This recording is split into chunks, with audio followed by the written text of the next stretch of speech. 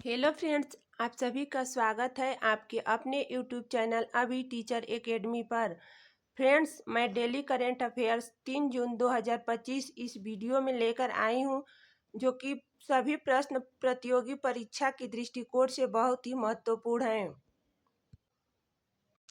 तो चलिए दोस्तों, क्वेश्चन की शुरुआत करते हैं। क्वेश्चन नंबर 1, मई 2025 में पुर्तगाल का प्रधानमंत्री किसे पुनः नियुक्त किया गया है? इसका राइट आंसर है ऑप्शन सी, लुइस मोंटेनेग्रो को।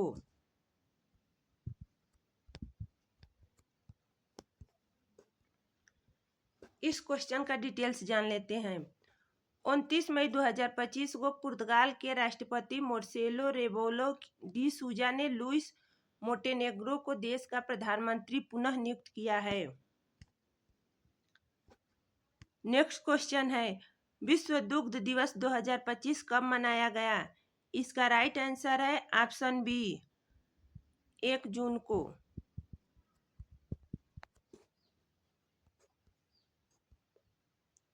इसका डिटेल्स जान लेते हैं। विश्व दुग्ध दिवस हर साल 1 जून को मनाया जाता है। इसका मुख्य उद्देश्य दूध और डेयरी उत्पादों के पोषण, स्वास्थ्य, आर्थिक महत्व और किसानों के योगदान को बढ़ावा देना है।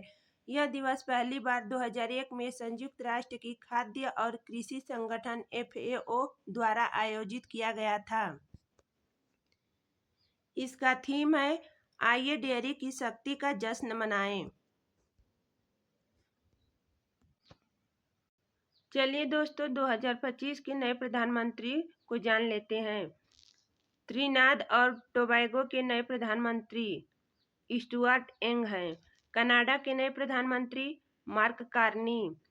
सूडान के नए प्रधानमंत्री कामिल अल तेब इदरीस। स्पेन के नए प्रधानमंत्री श्री पेड्रो सांचेज।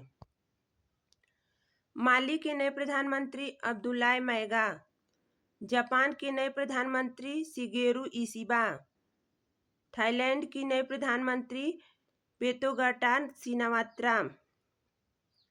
नेपाल के नए प्रधानमंत्री KP शर्मा ओली। चाड के नए प्रधानमंत्री अल्लामे हनीला। रूस के नए प्रधानमंत्री मिखाइल मिशूस्तिन। यमन के नए प्रधानमंत्री सलीम सालेह बिन ब्रिक हैं। कुवैत के नए प्रधानमंत्री शेख अहमद अब्दुल्ला अल सबा हैं।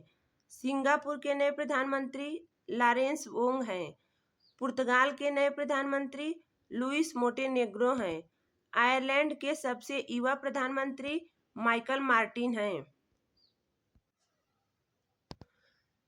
अगला प्रश्न है दोस्तों, नॉर्वे शतरंज टूर्नामेंट 2025 में भारत के किस युवा ग्रैंडमास्टर ने मैग्नस कार्लसन को हराया है? इसका राइट आंसर है ऑप्शन सी, डी गुकेश। इसका डिटेल्स जान लेते हैं। डी कुकेश ने नॉर्वे शतरंज टूर्नामेंट 2025 में विश्व नंबर 1 मैग्नस कार्लसन को हराकर इतिहास रचा है। यह गुकेश की कार्लसन के खिलाफ क्लासिकल फॉर्मेट में पहली जीत है। इस जीत के साथ गुकेश टूर्नामेंट की अंक तालिका में 8.5 अंकों के साथ तीसरे स्थान पर पहुंच गए हैं, जबकि कार्लसन और फाबियानो कारुआना 9.5 अंकों के साथ संयुक्त रूप से पहले स्थान पर हैं। अगला क्वेश्चन है, मई 2025 में टाटा केमिकल्स के नए अध्यक्ष के रूप में किसे नियुक्त किया गया है? इसका राइट आंसर है ऑप्शन ए, एस पद्मनाभन को।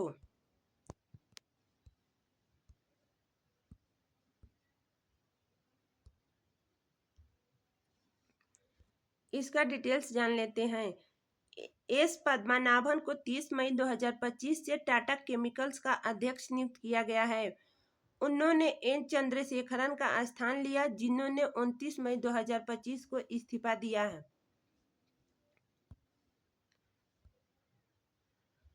तो चलिए दोस्तों, टाटा केमिकल्स लिमिटेड की कुछ जानकारी को देख लेते हैं।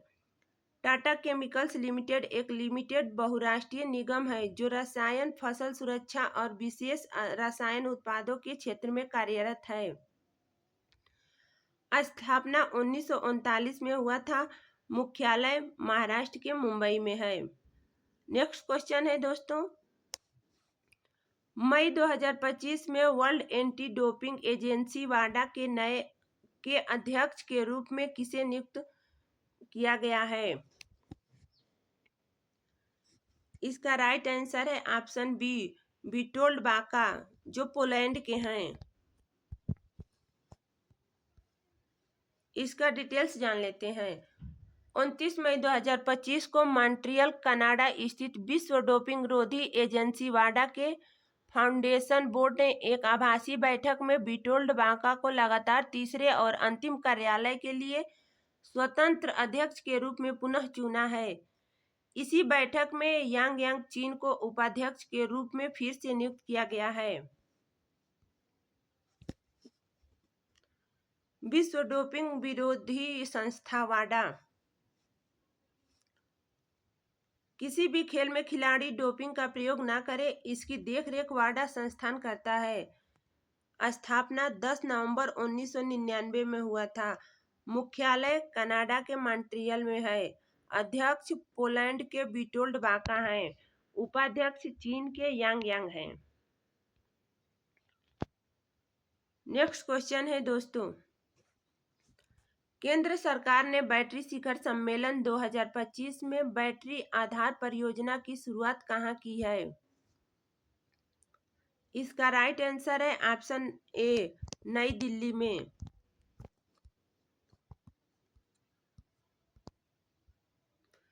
इसका डिटेल्स जान लेते हैं। भारत सरकार ने बैटरी शिखर सम्मेलन 2025 में बैटरी आधार परियोजना की शुरुआत की है। इस परियोजना का शुभारंभ केंद्रीय विज्ञान और प्रौद्योगिकी राज्य मंत्री डॉक्टर जितेंद्र सिंह ने किया। सरकार का यह कदम इलेक्ट्रॉनिक वाहनों के लिए अनियमित चार्जिंग स्टेशनों से उत्पन्न सुरक्षा खतरों पर बढ़ती चिंताओं के बीच उठाया गया है। यह पहल नकली और घटिया बैटरियों की बिक्री को रोकने में मदद करेगी और पर्यावरण संरक्षण के लिए बैटरियों के पुनर्चक्रण को भी बढ़ावा देगी। अगला क्वेश्चन है, गुमी एशियाई एथलेटिक्स चैंपियनशिप 2025 में भारत ने पदक तालिका में कौन सा स्थान प्राप्त किया है? इसका राइट आंसर है ऑप्शन सी, दूसरा स्थान प्राप्त किया है।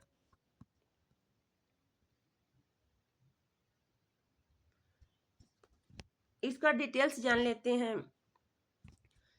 गुमी एशियाई चैंपियनशिप 2025 में भारत ने कुल 24 पदक जीतकर पदक तालिका में दूसरा स्थान हासिल किया है। एशियाई एथलेटिक्स संघ द्वारा आयोजित यह प्रतियोगिता गुमी दक्षिण कोरिया में आयोजित की गई, जिसमें भारत ने शानदार प्रदर्शन करते हुए 8 स्वर्ण, 10 रजत और 6 कांस्य सहित कुल 24 पदक जीते हैं। संस्करण 26वां था। टॉप 3 देश हैं, पहला चीन, दूसरा भारत, तीसरा जापान। चीन ने 19 स्वर्ण, 9 रजत, 4 कांस्य, कुल 32 पदक जीता। भारत 8 स्वर्ण, 10 रजत, 6 कांस्य, कुल 24 पदक। जापान 5 स्वर्ण, 11 रजत, 12 कांस्य, कुल 28 पदक। अगला क्वेश्चन है, किस ऑपरेशन के तहत पश्चिमी सीमावर्ती राज्यों में नागरिक सुरक्षा मॉक ड्रिल का आयोजन किया गया? इसका राइट आंसर है option D, operation shield.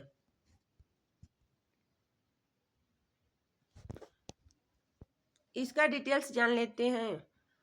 Operation shield एक व्यापक नागरिक सुरक्षा मॉक ड्रिल है, जिसे भारत ने 31 मई 2025 को देश के पश्चिमी सीमावर्ती राज्यों और केंद्र शासित प्रदेशों जम्मू कश्मीर, पंजाब, राजस्थान, गुजरात, हरियाणा और चंडीगढ़ में एक साथ आयोजित किया।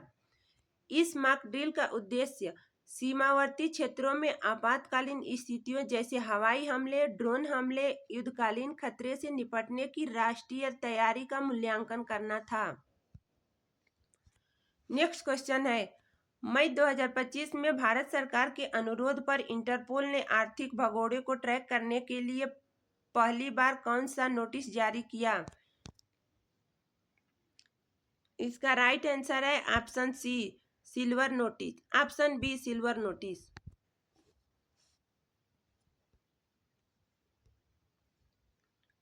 इसका डिटेल्स जान लेते हैं।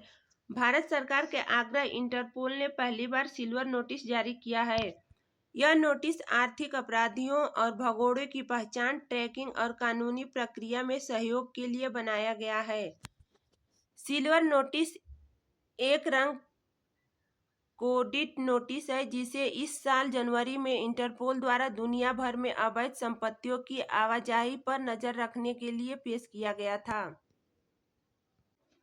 अगला क्वेश्चन है, दक्षिण एशिया की सबसे बड़ी 20 मेगावाट की बैटरी ऊर्जा भंडारण प्रणाली BESS का उद्घाटन कहाँ किया गया है? इसका राइट आंसर है ऑप्शन डी नई दिल्ली में।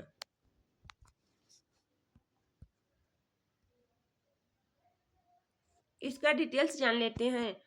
दक्षिण दिल्ली के किलाकरी में दक्षिण एशिया की सबसे बड़ी 20 मेगावाट बैटरी ऊर्जा भंडारण प्रणाली BESS का उद्घाटन हुआ है।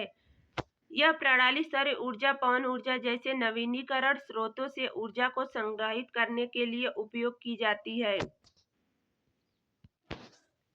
बैटरी ऊर्जा भंडारण प्रणाली नवीनीकरण ऊर्जा की आपूर्ति को स्थिर बनाने में मदद करती है और बिजली की आपूर्ति में विश्वसनीयता बढ़ाती है।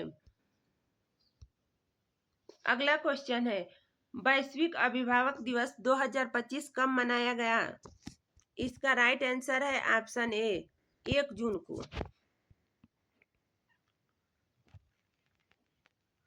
इसका डिटेल्स जान लेते हैं। वैश्विक अभिभावक दिवस हर साल 1 जून को मनाया जाता है।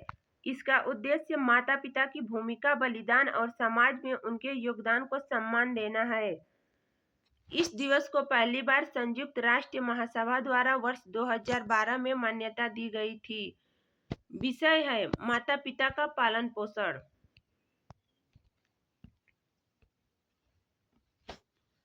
अगला क्वेश्चन है, 11वां तेलंगाना राज्य स्थापना दिवस 2025 कब मनाया गया है? इसका राइट आंसर है ऑप्शन सी 2 जून को। इसका डिटेल्स जान लेते हैं। तेलंगाना राज्य का 11वां स्थापना दिवस 2 जून 2025 को मनाया गया। यह दिन तेलंगाना के गठन की वर्षगांठ के रूप में मनाया जाता है। तेलंगाना भारत का 29वां राज्य है जो 2 जून 2014 को आंध्र प्रदेश से अलग होकर बना था।